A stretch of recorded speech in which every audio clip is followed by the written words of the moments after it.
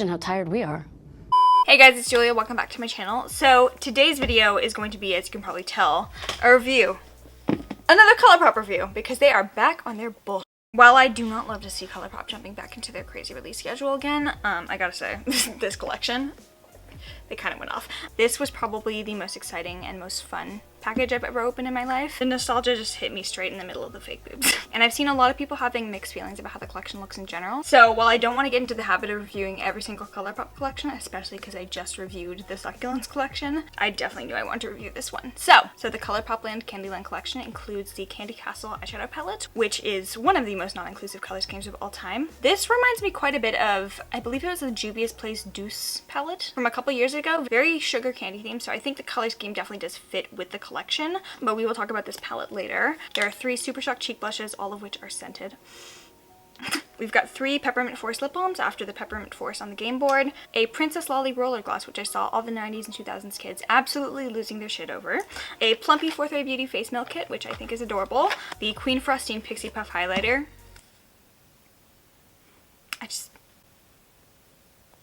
Yes. And I believe this is available in the PR boxes that they're selling as well, but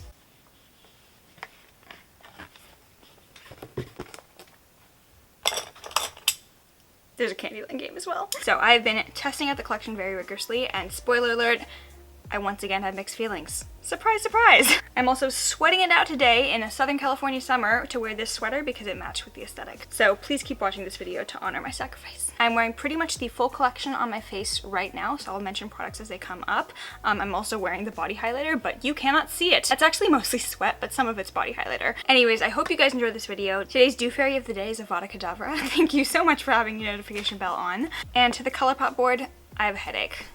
Mostly from sugar, but also this. So without further ado, let's get into it because I really want to get out of this sweater.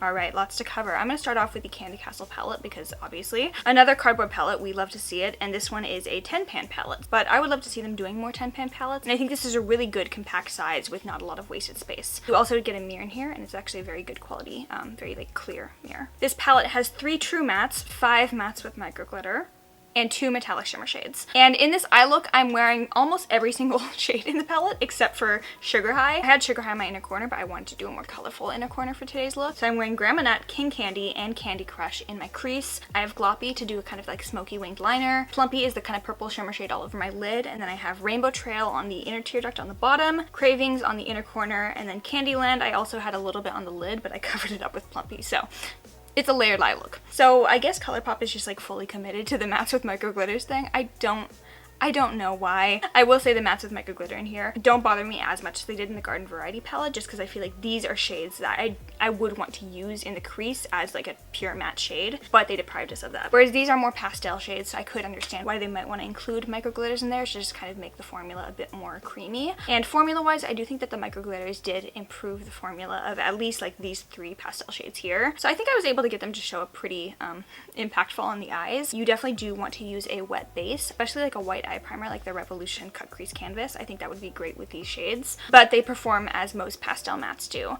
That being said, this is not an inclusive color scheme by any means, and I'm really bummed to see them doing that again, especially with their most high profile releases in the past year. Of the 5 major collections Colourpop has done this year that I can think of, Sailor Moon, Mulan, Tie-Dye, Pastel Collection, the Garden Variety Collection, and then this, I would say the Mulan collection and maybe the Garden Variety palette are darker than beige person friendly, whereas this, while I definitely think that the colors that they picked match the aesthetic of the collection, and the formula is not chalky. I actually don't mind the formula. It's definitely not a very inclusive color scheme. C- for me in terms of color scheme. I think they could have gone a lot more vibrant with this. I think that would have actually fit really well with the actual collection, or maybe done like 2 different versions of the palette. One that's kind of like pastel-ish like this, and another one that's a little bit more bright. Like I would have loved to see them do like a rainbow lollipop type thing. I don't think that would have been out of the question. Also, hasn't a affordable rainbow palette been like one of the most requested items for Colourpop to come out with for the past 2 years or so? And there's a rainbow on the game board. Colourpop should pay me, honestly. I'm just giving them ideas here. Hire me for the creative team. No, please don't do that. Do note that it is lightly scented. It kind of smells like vanilla frosting to me, which I very much enjoy. But like, I feel like Colourpop doesn't do a ton of scented eyeshadows, so I was not expecting that. This is one of my favorite Colourpop palettes in terms of packaging, so what I think I'm gonna do is, because these are magnetic shades, I might actually like pop some of the shades out that I don't want in here and pop some other shades from other Colourpop palettes like the Sweet Talk or maybe the Garden Variety, and just kind of make my own Candy Castle palette. That is one thing I really like about Colourpop's palettes, is that they are magnetic, so it's very easy to just kind of swish things around without having to like necessarily rip open a palette. But yeah, that is the eyeshadow palette in the collection for me. Next up on the roster are the Super Shock blushes. I feel like it's been a while and that Colourpop has really been phasing out their Super Shock potted cheek products. I feel like they've only been doing Super Shocks in the big highlighter formula like this. And then when their collections have included blushes, it's usually been in like the pressed powder formula. So I felt like for a while they were really phasing out the Super Shock formula, and I'm very excited to see it again because it's one of my favorites. The blushes, in my opinion, are a little bit less finicky than the Super Shock highlighters, in that while they are a kind of semi-cream formula, I feel like you can still use them on top of a powdered face, and you don't have to treat them as a cream product as you do with the highlighters. So my favorite shade is the shade Gummy More, which is what I'm wearing on my cheeks right now. They're slightly marbled. I know Colourpop has done kind of like marbled cheek products and Super Shock eyeshadows like this in the past, and they do have a bit of like a strawberry candy type scent to them. A little bit of shimmer in them, but not to a point where it's a shimmery blush. Again, I just feel like it gives you a nice little healthy glow,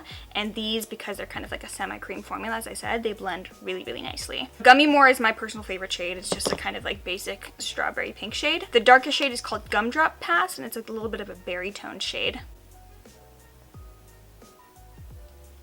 This is a very sheer layer, but it can be built up pretty nicely. I'm going to pop this one into a giveaway. The other shade is Jolly, and this is like a nice kind of coral orangey shade, so if you like a bit more of a warm tone blush, this is the one to go for. Kind of reminds me of like a chili mango type color. But yeah, it's been a while since I've tried one of the Colourpop Super Shock blushes. The last ones I tried were from the Bretton & Rock collection. I forgot how good this formula was in blush form. I don't think that they do them in bronzers anymore, but I would love to see them doing more Super Shock blushes. Maybe even coming out with the blushes in a bigger Super Shock formula. So if you like a nice buildable in color, slightly glowy, dewy blush on the cheeks, I think the Super Shock formula is a really great way to go. And if you like strawberry scented candy, this is great. These, though, I was expecting to like, whereas the palette, I was like, I had very little hopes for it, and I was kind of like meh about it afterwards. These, I was like, you're gonna like them, and I was right.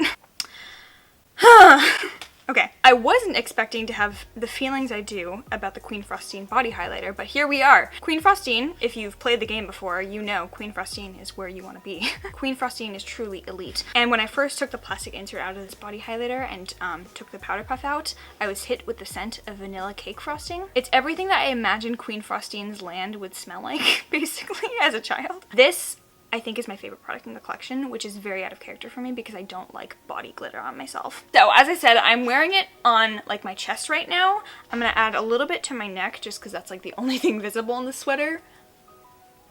I have no idea if you can see that. It's so nice. I think it gives you a really nice, beautiful glow, and it's a good alternative if you don't like body oils to kind of give you that highlighted effect to your body. This is lovely, very like Y2K 2000s. Plus this box I'm definitely going to be using for like storing trinkets and jewelry after I'm done with this. But this is very fun. I've only tried Colourpop's body highlighters in the Butterfly collection before, and I didn't love it that much, but I think the inclusion of the vanilla scent in here, the vanilla cake scent in particular, just kind of makes it an experience. It kind of brings me back to a combination of, again, like the game nostalgia and also Bath & Body Works circa 2005. So our current ranking is this in first place, the Super Shock blushes in second, the palette in third. But now we get to the lip products. So I think the thing I've seen the most chatter about has been the roller gloss. So I'm wearing it on my lips right now, and I was wearing it at the beginning of the video. The thing that I've noticed with this is that it sinks into the lips and kind of disappears in terms of glossy finish pretty quickly. It's like a really, really thin texture. It almost feels like a lip oil, which if they'd call this a lip oil in a roller form, I think that would make a lot more sense to me. But because it's a gloss, I was kind of like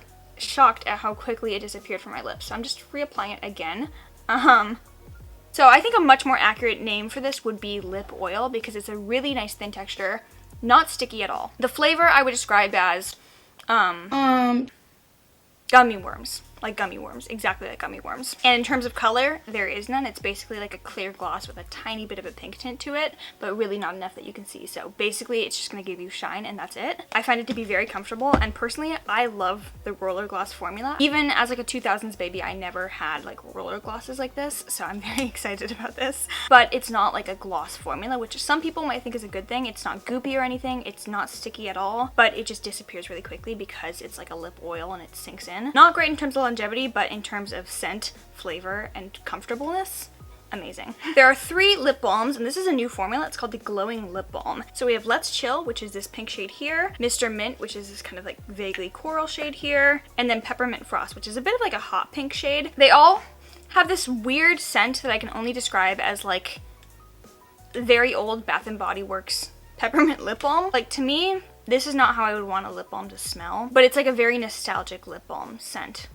I don't really know how to describe it other than that. It's pepperminty without having menthol in it. I think including a little bit of menthol in there would have given it that kind of like cooling, maybe like plumping effect. I think that would have been awesome. The way I feel about these is the same way I feel about the last collection's Luxe lip oils, in that do not get multiples of these because they look the same. These 3 colors, all fairly different shades, maybe not to guys, but like all fairly different shades, all look exactly the same on the lips. So for that reason, I ended up giving these colors to my mom and my sister, and they both don't like having colorful lip balms, but because these are basically sheer / clear, they don't mind. So I'm wearing this on my lips right now as kind of my base color. It wasn't quite enough color for me, so I just added a tiny bit of the Fenty Beauty Uncuffed Stunna Lip Paint, literally just a tiny bit on the center of my lips, and then smudged it out, and then I applied the gloss on top. So very like sheer wash of color that this is. In terms of hydration, I think it's fine. It's not like the most hydrating lip balm I would go for. Again, I don't really go for makeup-y lip balms like this when I'm wanting actual like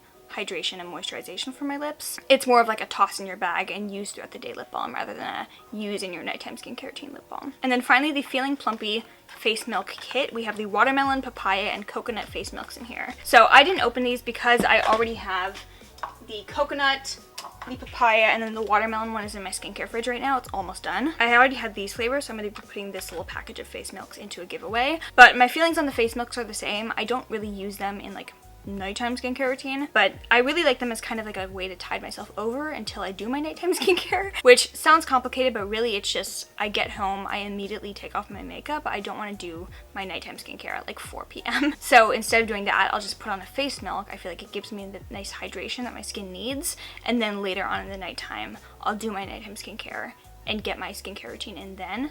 But like during that time, it's not like I'm walking around with a bare face. So that's what I use the face milks for. Kind of convoluted, but it does serve a purpose in my routine. Overall for me, in terms of cohesion and just like how they carried through the theme towards all the products, I think that they pulled off this collection well. Palette was a major disappointment for me. I didn't hate the formula, but the color scheme was really not it for me. The mattes with micro glitters, I'm not even going to talk about it anymore because we know. But I do love the packaging, and I am very excited to kind of customize this and pop out some of the shades, pop in some new shades, and like make my own little palette. So the next time you see this on my channel, it will probably look very different on the inside, but that's how I like doing things. So in terms of what I think is worth purchasing, Queen Frostine. Like, she's the OG Elsa, you guys. But yeah, body highlighter is so nice, so unintrusive. Like, I feel like body oils, sometimes I can feel them on me, whereas this, it's just like, I forget that it's on there until I'm like showering and I'm like, oh, my water's glittery. These Super Shock blushes, always great. The roller gloss I really enjoy. Just keep in mind that it's not going to last very long on your lips. You're going to need to reapply it throughout the day. But personally for me, I kind of love reapplying lip gloss. Like, it's fun for me. So the face milks are going to be the face milks. It's the same thing. Lip balms, not my favorite. I wouldn't repurchase personally. And then the palette, no. But that is it for the Colourpopland Candyland collection. I hope you guys enjoyed this video. If you did, please give it a thumbs up. Make sure you are subscribed down below. Follow me on Instagram, Twitter, and TikTok. And if you made it to the very end of this video, you get the bonus meme. I love you. Bye.